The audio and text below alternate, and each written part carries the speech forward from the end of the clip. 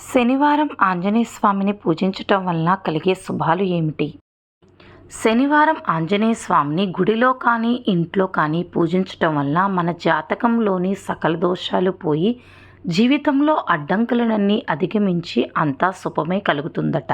శనివారం నాడు ఆంజనేయ స్వామిని తమలపాకులు లేదా తమలపాకు దండతో పూజించటం వలన అంతా శుభమే కలుగుతుందట.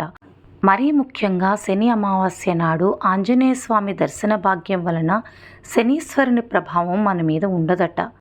శనివారం ఎవరైతే ఆంజనేయ స్వామిని అమిత భక్తితో కొలుస్తారో వారి మీద శనీశ్వరుని ప్రభావం ఉండదట. శ్రీరామ అన్నంతటనే ఆంజనేయ స్వామి అనుగ్రహిస్తారని మనకు తెలిసిందే కదా. అలాగే ఆంజనేయ స్వామిని కొలిచినంతటనే అనారోగ్యం కూడా తొలగిపోతుందట.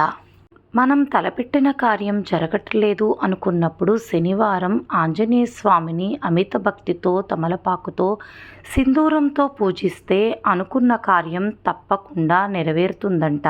మనందరికీ ఆ శ్రీరాముని అనుగ్రహము మరియు హనుమంతుని అనుగ్రహం కూడా ఉండాలని మనస్ఫూర్తిగా ప్రార్థిస్తున్నాను.